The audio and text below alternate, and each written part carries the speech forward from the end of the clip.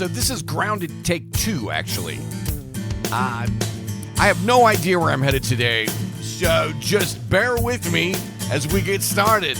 Welcome to Grounded, the place to hear the salty truth.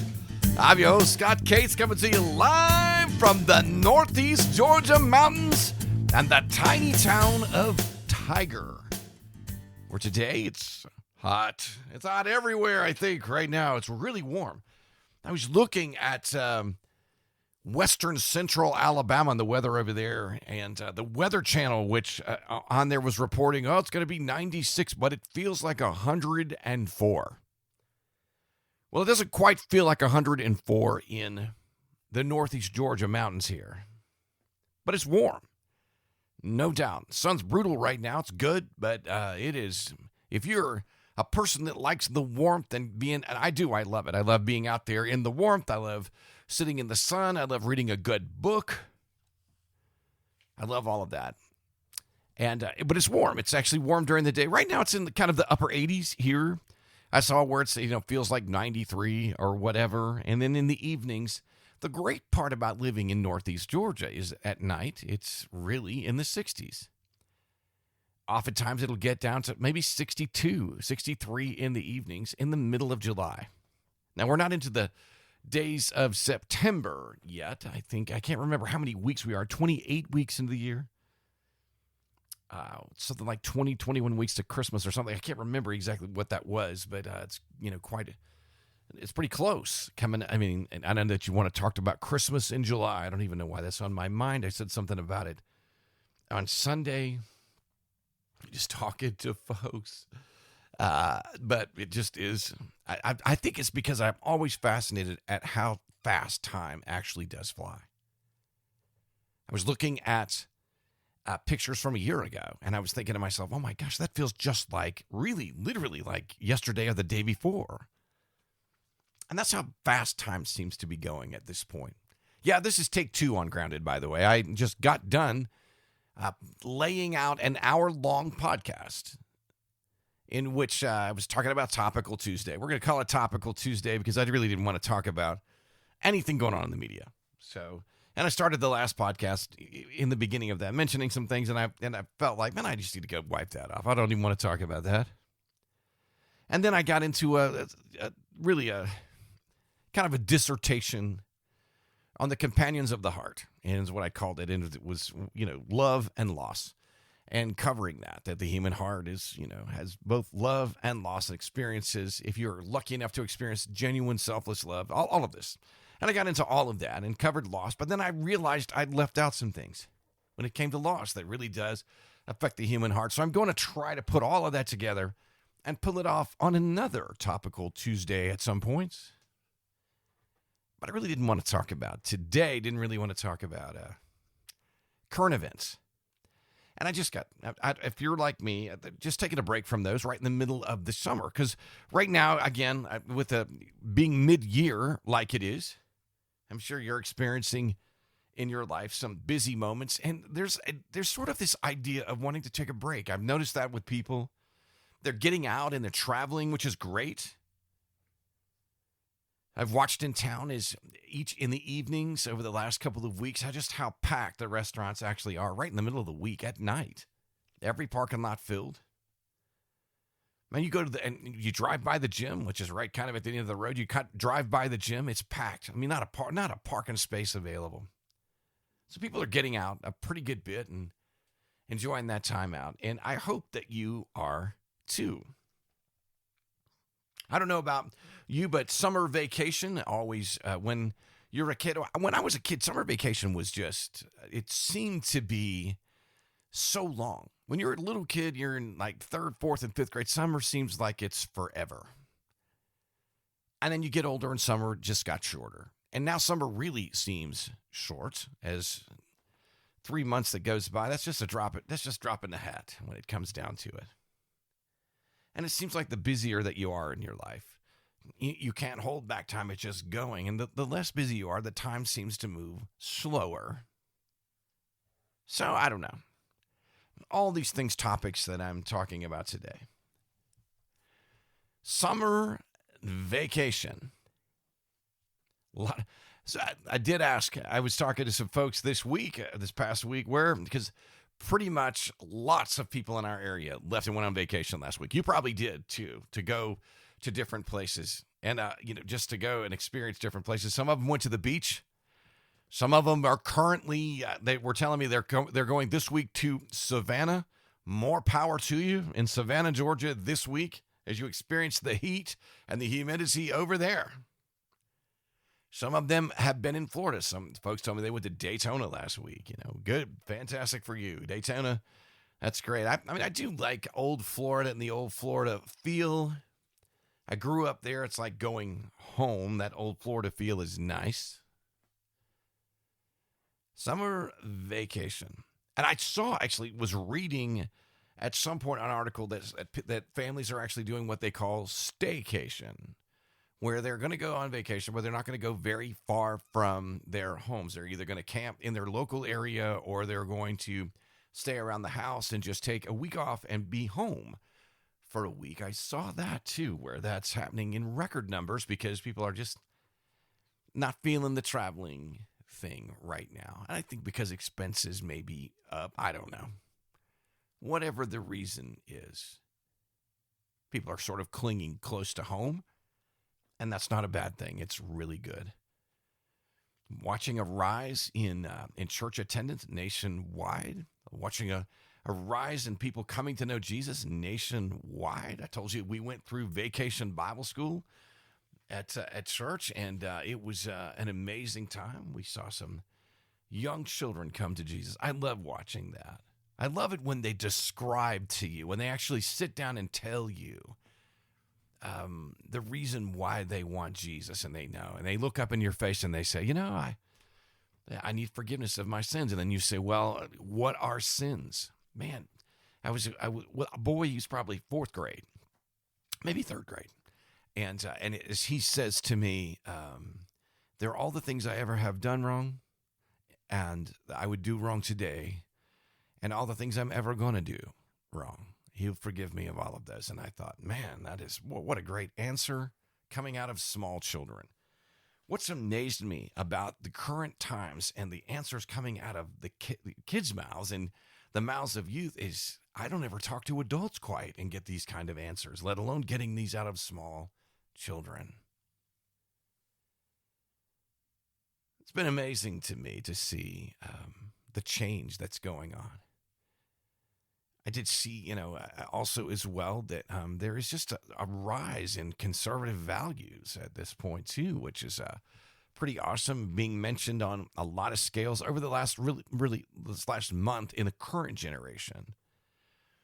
So much so that I can't remember who it was at this point. I'm not looking in any of my stuff, but someone had said that they think there's the greatest promise of the greatest change in the current generation leaning toward values of faith that they've ever seen in their entire lifetime, maybe in 100 years.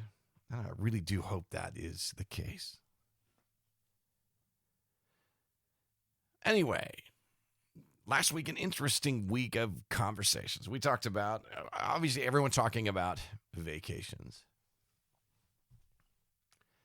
Yes, rest is needed and the ability to go and take some time to go and do something other than your everyday routine so that you don't get so dependent on your everyday routine that it just overtakes you. The idea of vacation is to get away from that routine. And really the old-fashioned idea of vacation was to go focus on your family. And for those of you that have gotten the chance to actually do that, get your kids away, get your family away, and focus on your family. Congratulations to you. Because that's what you do. And it really is good. We did some sort of a family reunion type thing like that too this year. That's been a really good thing. It helps you to connect and reconnect. Right now, I think maybe that's the focus that I see with a lot of people is reconnect or connect with people. So I see a lot of people out. A lot of friends sitting around at tables, a lot of people coming to church, a lot of people. It's been amazing, really, to watch at church, too, the people that they just want to hang out and talk and chat with each other and be together. It's been good. I'll tell you the other, the other thing I'm seeing, the produce. Let's change the subject altogether and move to food. Can we do that for a minute? The produce, boy, the watermelon has been fantastic this year. For those of you that consume that, it's been good. Very good. I've been amazed at that. I guess someone was telling me, my wife actually, I think, was telling me how you choose watermelon, that the greater the greater the stripes are on a watermelon, the greener, I guess, they are, the stripes, the more that there are on the better a watermelon is supposed to be. At least that's what she told me. How to choose a cantaloupe. Interesting on that. If the smell is strong coming out of the end of the cantaloupe, that usually is going to be pretty good that you can cut into, for those of you that like cantaloupe. Now, on all the rest of it, I have no idea. I really don't. I just go to the store. I'm not that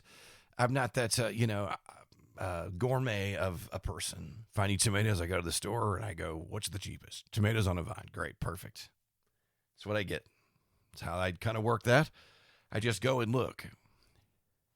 I have understood and come to understand that which you buy is organic. Like, for instance, I wanted some baby spinach. I was going to actually make Greek pizza with, feta cheese and spinach and sliced tomatoes on top, combined with fresh Parmesan, all of that on a pizza crust, that the crust was sprinkled with sesame seed. Hopefully I'm making you hungry. Anyway, it was great. And so putting together, but I wanted spinach that was going to last more than about 3 days. So I went to go get organic spinach. And I know you pay more money for organic spinach. And some of you are probably like, well, to pay that kind of money. But the truth is, organic spinach, I wanted to make that Greek pizza, and I thought, well, wait a minute. I can't do that. I'm stuck. I've actually got to be somewhere for dinner tonight, so I couldn't do it, and I put it off. 1 week later, I went back to the fridge, and I thought, oh, my gosh, I'm going to have to throw out this container of organic spinach. I did not. I pulled it out. It looked just like the day I bought it. It's still got it in there. It's amazing, really, and it's been about almost 2 weeks now, and it all looks great. The difference in that and the regular stuff that they put out there, you pull the regular stuff that's not organic out, and within 3 days, you're pulling leaves out of there. I've noticed that lately, that it lasts longer. And then milk that you choose in the groceries. Have you noticed this? I've noticed. You just go buy regular vitamin D milk off the shelf. Now, if you're at a stage where your kids don't live in the house, to go through a gallon of regular vitamin D milk, you probably don't go through near as much. So you look for the latest date, which used to be maybe about 10 days, and it was if it was that, it was any good. But I the other day, let's see, I went in the week of July 4th, which is last week, and I picked up a gallon of organic milk. That the date on the organic milk, it went bad on like the 28th of September. How is that? It is incredible they can extend it out that long. And it truly does extend out all that distance. It fascinates the daylights out of me. So not that I've discovered organic. It's not that. And it's not like I'm trying to be the health guru or health nut, which I probably should be, but I'm a far cry from that. But I've, lately looked to, it's summertime. You feel like that have a little freshness in your life might be nice. I'm just saying. I talked to a friend of mine that listens to the podcast as well. And he actually, he's like a honey producer, I guess is what you would call it. He gets natural honey from the area. Jim, I do appreciate the conversation about that. It was good to talk about that. And he said, boy, it's been really good this year that the honey that's come in the yield that is produced this year has been very, very sweet. So they're going to get some sourwood honey coming up. But he said it's been quite a bit of it and to the current point, and that the honey has not had the sort of wild tang that it has had mostly, that this year it's had a sweeter flavor than it's ever had. And we were talking about what does that mean? And we're not sure actually what that means, but it's unique that honey would change that taste or that flavor from year to year. I do know that this year that the highest pollen count of all time we have ever experienced in the state of Georgia has been this year. I'm feeling that. You can hear it in my voice, but and I talked to him about that because other folks have told me that the way to cut back on your allergies is to consume local honey. Well, I guess that's the way to do it. And for those of you that know Jim, that's the best honey you will ever have right there. So if you want to know how to get some of that, you can let me know, and I can put you in contact with Jim. He's probably listening to this going, no, don't do that. Maybe, I don't know, but he'll call me and let me know. Anyway, there's the discussion on honey. Which has been, it's interesting to me to see, because that tells me, as all of these things, a few years ago, we were having a little trouble getting honey, and that honeybees were in trouble at one point in time, and now we see that being not the case.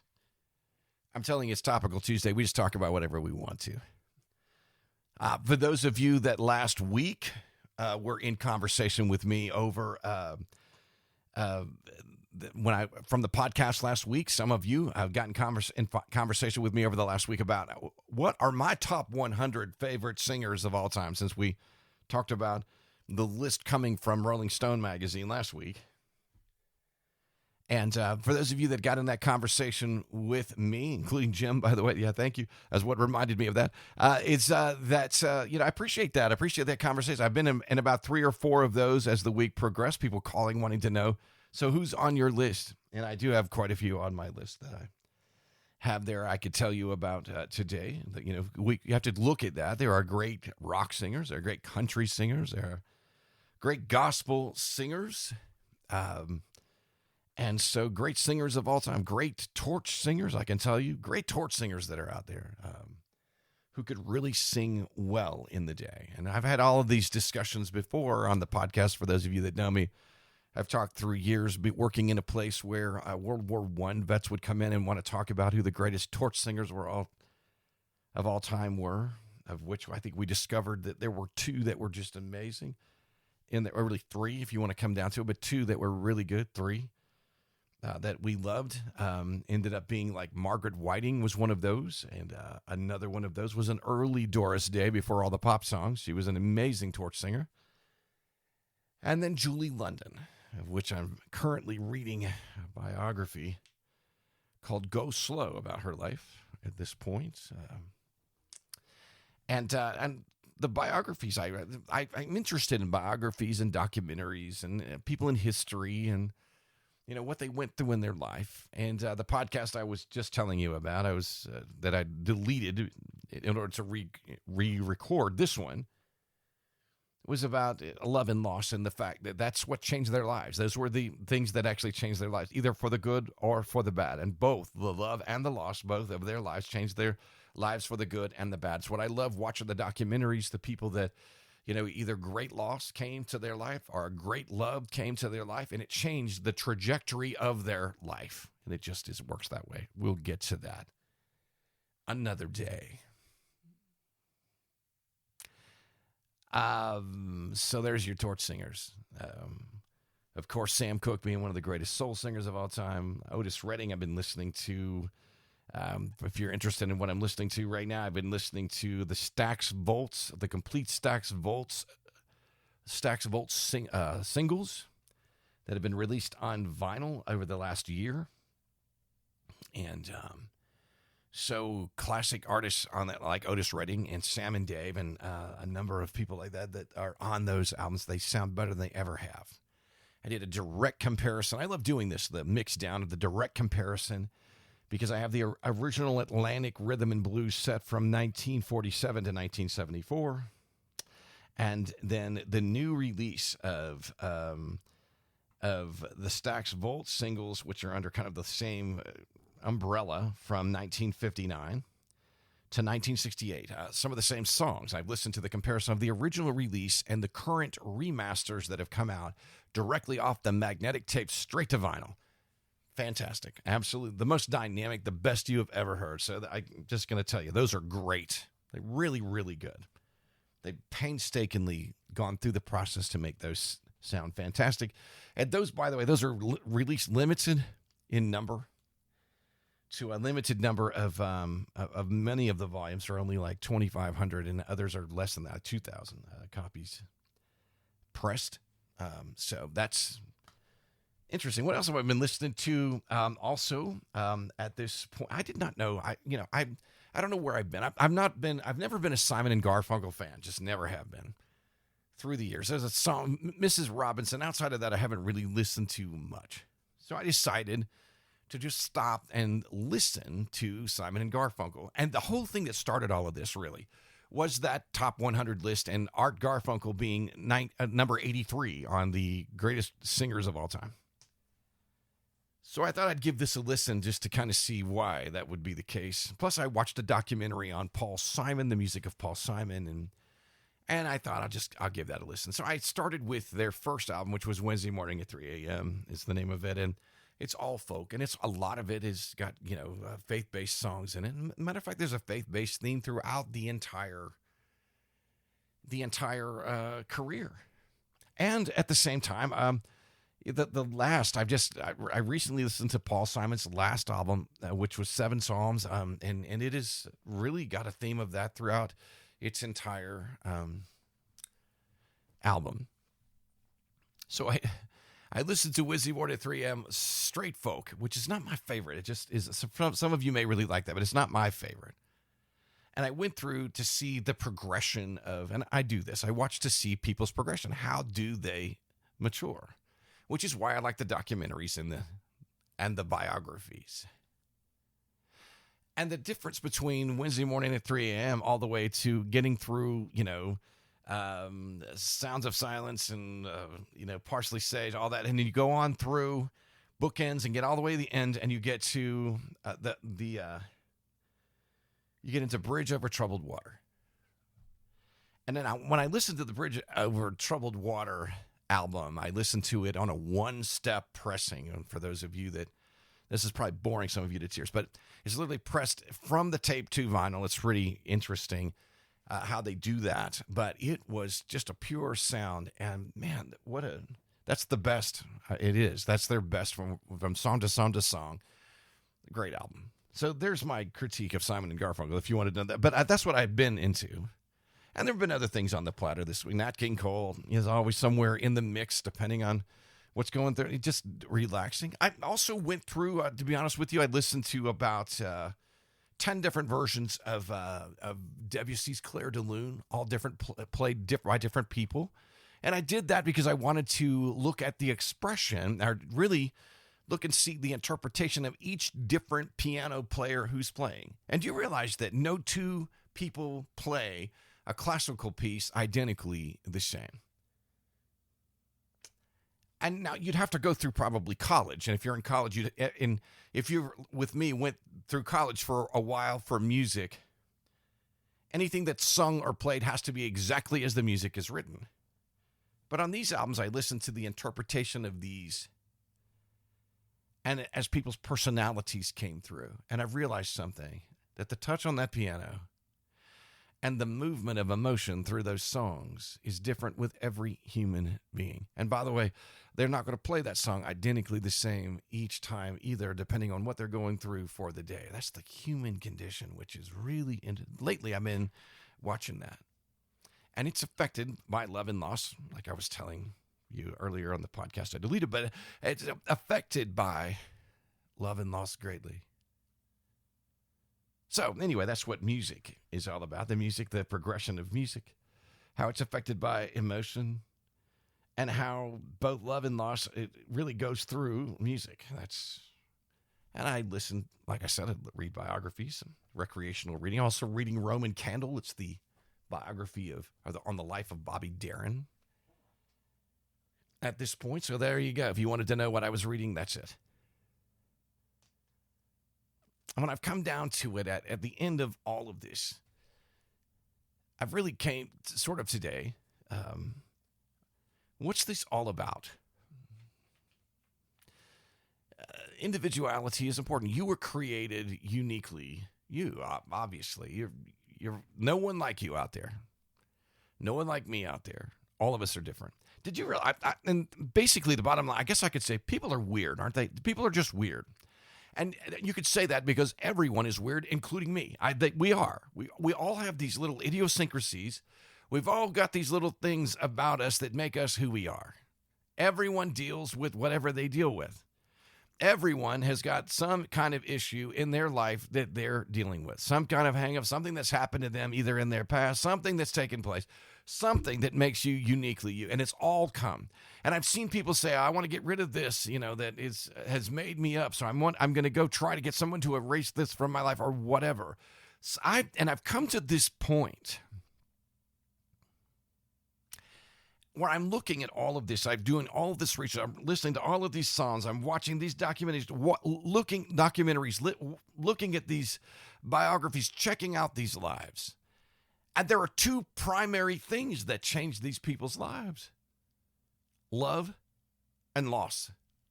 Really. And whether that love and loss, whatever it is, it's either great love, and a great love, somebody that loves them either came into their life and helped them in the situation that they were in, or just sat with them at a time that they were going through extreme loss, or loss came into their life. And they either lost a loved one, or they lost physical ability in their life, or they lost a job, or lost something that had to go, or they lost a contract, or they lost something that changed the trajectory of the life that they were on. And on the other side of that, based on the steps that were taken after those events, determine the path of their life. Now, this is important because I see this happen all the time. There's some major event comes in the form of love or loss in their life, and the steps that are taken right after that will determine which way they go. And most of the time, what happens is if they take steps in a direction where they're going to improve their life greatly improves, and they're set on a path that changes their life. Oftentimes, depending on the biography that you're reading, oftentimes they turn to the Lord. They turn to Jesus. And as they do in that, including the biography on Eric Clapton that I had read a few years back about the life change that took place in his life and set him on a trajectory that he began to not only just love God, but realized he was loved by God, but then poured out that love to others. Changed his whole life. An experience of great loss. And it was great loss that came as a result of drug addiction in the day that the folks helped him get off of that. It also helped him get through the loss of his son.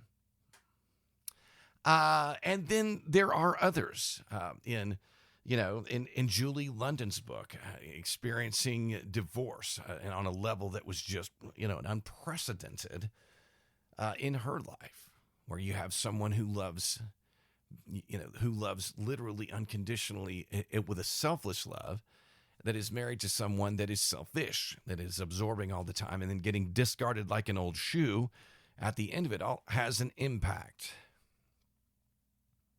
And I see this. And where you step from that impact, you have to be careful with that step, because you can step either off the cliff or you can step on the road to improvement in your life or great success in your life even. And the two companions of the heart that are there that create that issue, oftentimes love and loss. And God works in those in ways. Oftentimes to protect men from themselves in some of these situations. And in other times to realize how grateful, how amazing love that was experienced actually was at one point.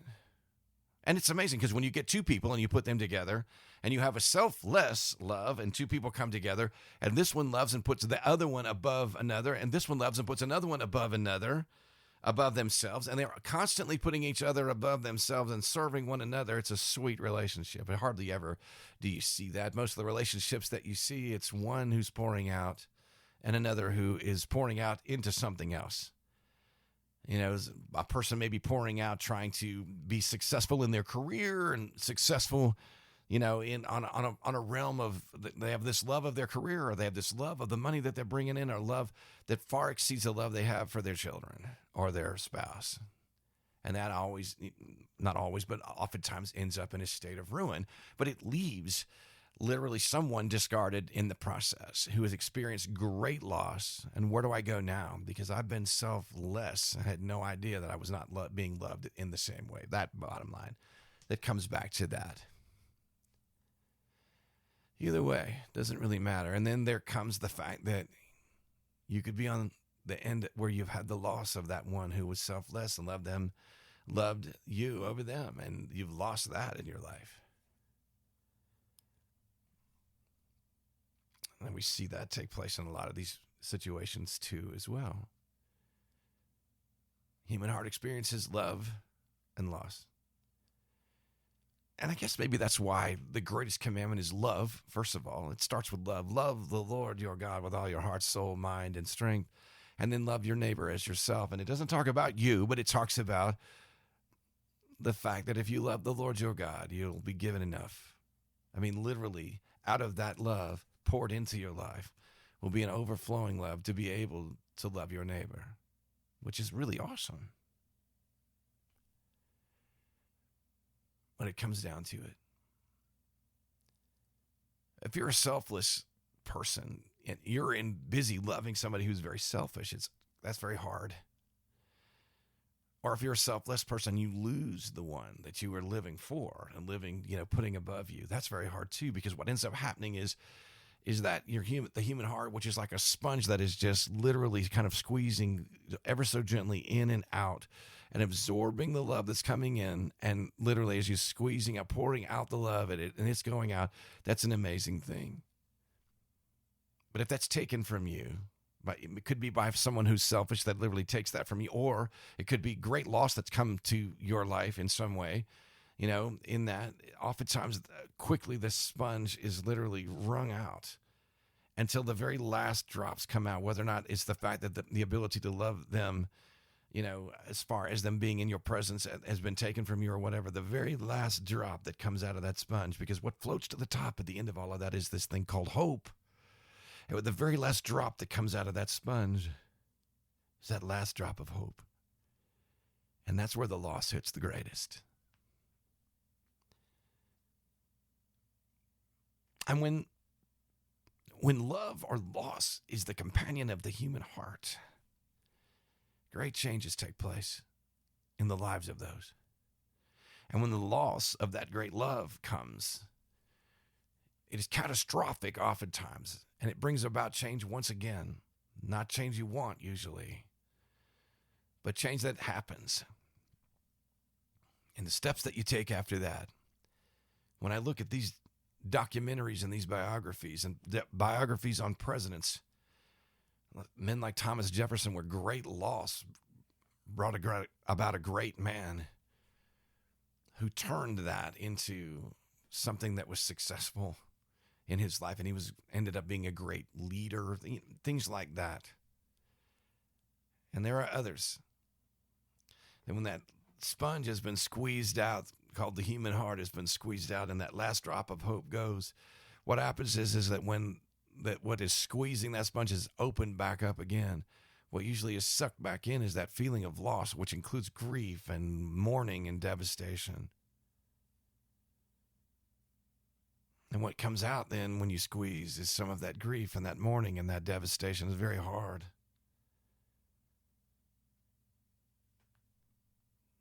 And then you wonder, can you be healed by that? Can you ever find healing or from that again? You can. And I hear all the cliches. Time heals all wounds. And no, not that kind of wounding. That's not what I'm talking about. That kind of wounding that actually happens at the soul right there, you're forced to have to live with that. And the love doesn't go away. It won't. Especially if it was worth anything, it's not going to go away. And the loss, if it was worth something, the loss will be great. So,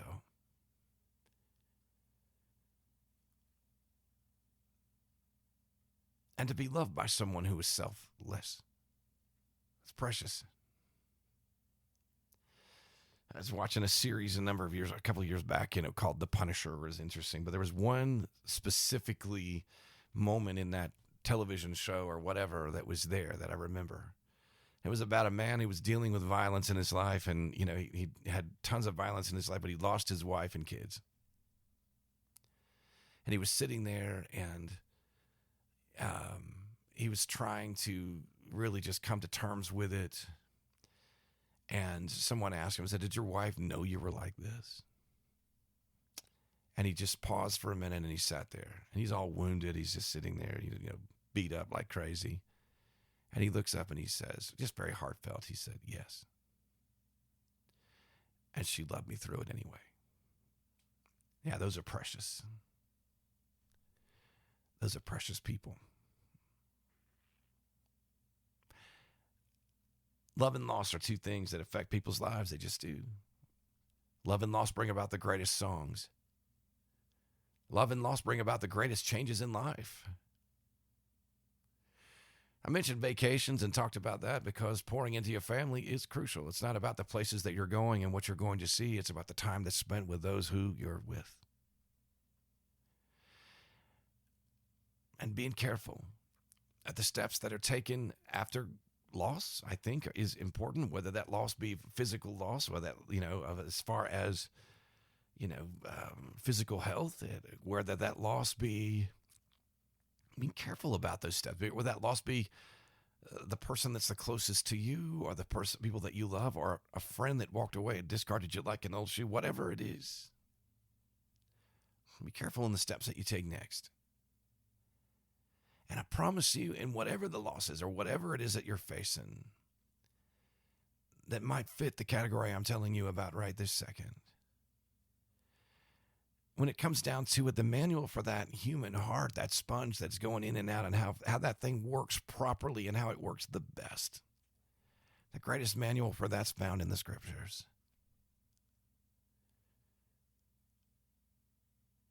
Love the Lord your God with all your heart, soul, mind, and strength, and love your neighbor as yourself. 1 Corinthians 13 tells you all about love. Always hopes, always trusts, always perseveres. Hopes is at the very top. It's what floats to the top. And as the sponge gets squeezed out, if you're married to someone who's selfish or if you're connected in a relationship, or if you've got a friendship that's selfish, as the sponge is squeezing out, what happens is the perseverance gets less if you're not careful, because that's one level, and then it goes to the trust. And when the trust bond erodes and it goes nowhere, it's terrible. But finally, when that last drop of hope comes out, you wonder if you'll ever love again. Whether love's been taken from you or love has been forced from you, and it may be in a state of like divorce or division in a relationship, or a friend that says, "I don't want you around me anymore," or you come to the realization that the only reason why you're around is because they want something, but they're not you. Hey, whatever. Being careful where you step next. It's important. And that first step definitely needs to be in the direction of Jesus. Because there are only two outcomes really that come out of these. And there are reasons why these books are written and why those documentaries are so powerful and why the people that are famous, reason why people buy those. And it's one of two reasons: to see that love has taken them to a great level, or that loss has taken them to the greatest low, to a great level or a great low, or to a great level coming out of the loss, or to a great low coming out of it. Either way. And that's what sells the best books. It's what makes the best songs. Because it is the human condition. Because the two greatest companions that go along with the human heart are love and loss. And God uses both. He does. To bring about the greatest changes in our lives. And where they work out the best is when we trust him in both love and in loss. It just does. Not being cliche today, it just is a reality. Not so much on current events today. I've been out and talking about that, but this has been my subject on this Topical Tuesday. Very different than this is take 2, the first one I deleted, and I kind of like where this is headed this time around. So I don't know where you are. Today, if they could write a book, and they were writing a book about you and where you are today, if you were the source of a documentary and someone came to interview about your life and you're being interviewed, and basically they're going to take a snapshot of your life. The moments that are in your mind that play over and over and over like a powerful song that are filled with both love and loss on both. My question is this: where has that brought you? Where has it brought you? In your place of love, where has that brought you to? Does it make you appreciate? If you've handed that love to the Lord and you love him with all your heart, soul, mind, and strength, and you love your neighbor as yourself, I promise you, it makes your days good. It does, absolutely.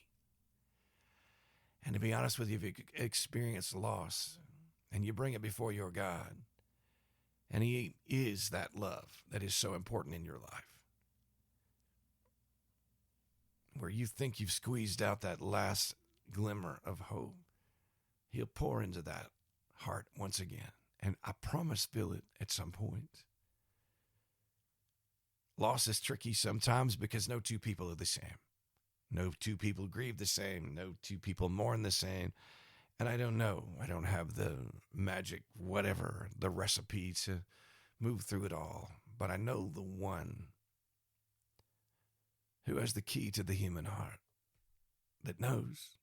I realize some of you can quote me scriptures like the heart is desperately wicked. It is, which is why we have to be careful in the state when we're in a state of tremendous loss, no matter what that loss might be, that we don't turn to things like bitterness,